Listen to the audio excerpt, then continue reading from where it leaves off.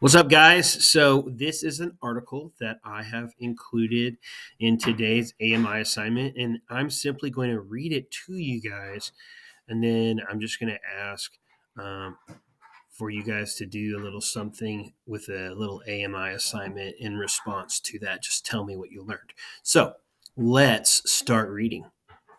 Nature versus Nurture Revisited by Kevin Davies. The most shocking surprise that emerged from the full sequence of the human genome earlier this year that we are the proud owners of a paltry 30,000 genes, barely twice the number of a fruit fly. After a decade of hype around the Human Genome Project, punctuated at regular intervals by gaudy headlines proclaiming the discovery of genes for killer diseases and complex traits, this unexpected result led some journalists to a stunning conclusion. The seesaw struggle between our genes, nature, and the environment, nurture, had swung sharply in favor of nurture.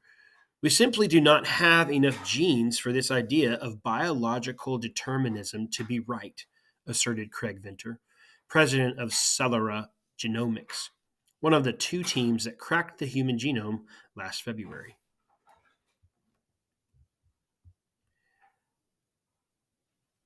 Indeed, Venter has wasted little time in playing down the importance of genes he has cataloged. He cites the example of colon cancer, which is often associated with a defective colon cancer gene. Even though some patients carry this mutated gene in every cell, the cancer only occurs in the colon because it is triggered by toxins secreted by bacteria in the gut. Cancer, argues Venter, is an environmental disease. Strong support for this viewpoint appeared last year in the New England Journal of Medicine. Researchers in Scandinavia studying 45,000 pairs of twins concluded that cancer is largely caused by environmental rather than inherited factors. A surprising conclusion after a decade of headlines touting the discovery of the breast cancer gene, the colon cancer gene, and many more. But can the role of heredity really be dismissed so easily? In fact, the meager tally of human genes is not an affront to our species' self esteem. As it first appears, more genomes will undoubtedly come to light over the next year or two as researchers stitch together the final pieces of the human genome. More importantly, human genes give rise to many related proteins, each potentially capable of performing a different function in our bodies. A conservative estimate is that 30,000 human genes produce 10 times as many proteins in the human body. And figuring out these proteins will be a challenge for a century or more. This is just halftime for genetics, says Eric Lander, a leading member of the Public Genome Project, alluding to decades of work ahead to unravel the function of all the proteins in the body. Our SNPs, ourselves. The key to ultimately defining the respective roles of genes and environment lies with SNPs, gene speak for the sites littered throughout our DNA that frequently vary between unrelated people. About 3 million differences exist in the genomes of any two unrelated people, but of these, only about 10,000 or so are likely to have any functional consequences. Scientists have already linked some of these specific DNA variations with increased risk of common diseases and conditions, including cancer, asthma, diabetes, hypertension, and Alzheimer's. Other SNPs affect the way people react towards certain drugs. Everyone carries between 5 and 50 genetic glitches that might predispose that person to a serious physical or mental illness. Identifying these flaws will enable doctors to predict eventual disease risks, recommend suitable lifestyle regimens,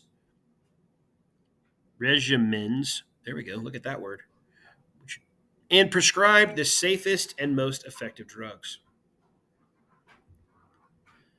But divining DNA variations to uncover health risks will increasingly threaten our ability to land and hold jobs, secure insurance, and keep our personal genetic profiles private. We're all ultimately unemployable and uninsurable, warns New York Representative Louise Slaughter, co author of a new genetic privacy bill in Congress. Even the president of a health insurance company. Without laws prohibiting genetic discriminations, she says, society may soon become penalizing people with, quote, bad genes. Even though 22 states have passed genetic privacy laws, Slaughter believes the confidentiality of your genetic code could not depend on your zip code. Francis Collins, director of the Public Genome Project, says, we don't get to pick our genes, so our genes shouldn't be used against us.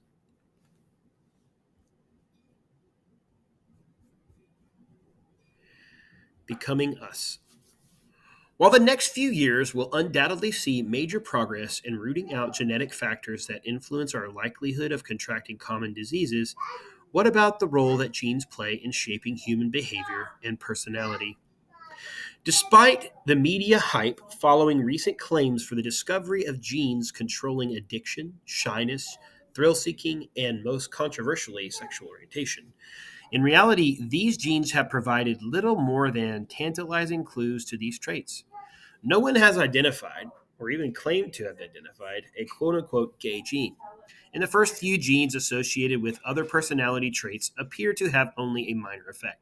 However, with the full genome sequence now accessible over the internet, scientists hope to pin down many more genes that code for various aspects of human behavior.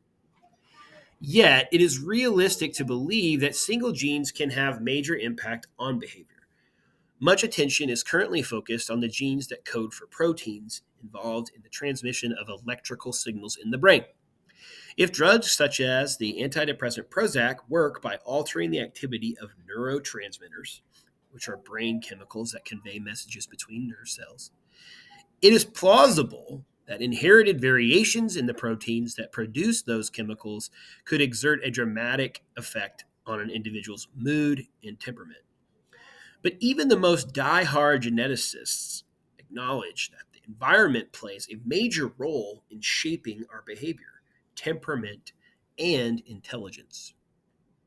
With so much attention on explaining behavior in terms of either nature or nurture, scientists at the University of California in San Francisco recently described a fascinating example of how heredity and environment can interact. Perfect pitch is the ability to recognize the absolute pitch of a musical tone without any reference note.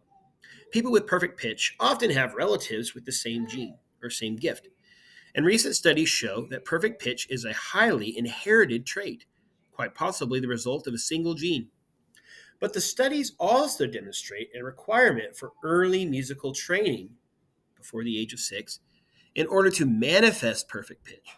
Time will tell whether there is a perfect pitch gene, but it seems reasonable to think that many personality and behavioral traits will not be exclusively the province of nature or nurture, but rather an inextricable combination of both.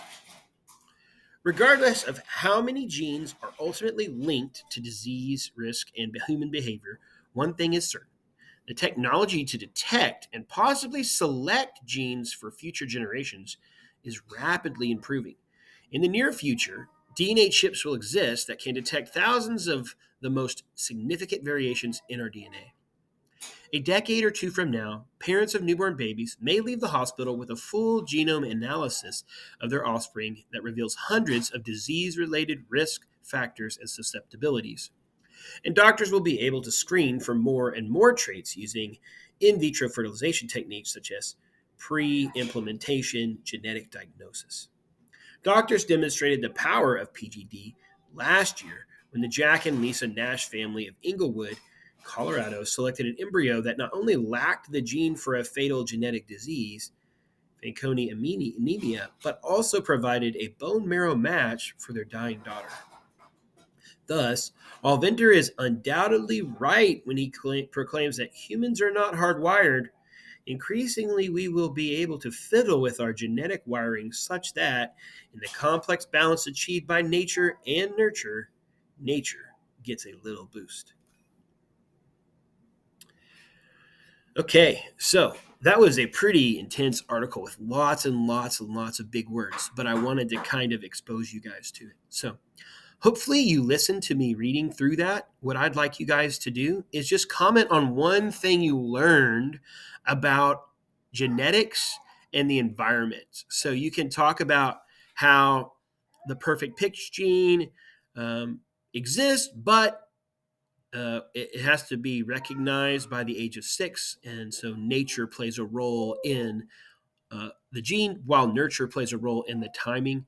Or you can talk about how certain diseases only happen, even though we have genetic code, when we're exposed to certain roles in nature. Um, but just find one area of the article that I read to you guys and tell me how that applies to the idea of nature, which is our genes, the things that we have in our genetic code, and then nurture, which is like our environment or the life that we live. So, like the family we grow up in, the things we're exposed to, the experiences that we do. And basically just wanting you to make sure you watch this video and make a comment about some of the things you may have learned. Other than that, you guys need to have a great day, stay warm, and enjoy your snow day.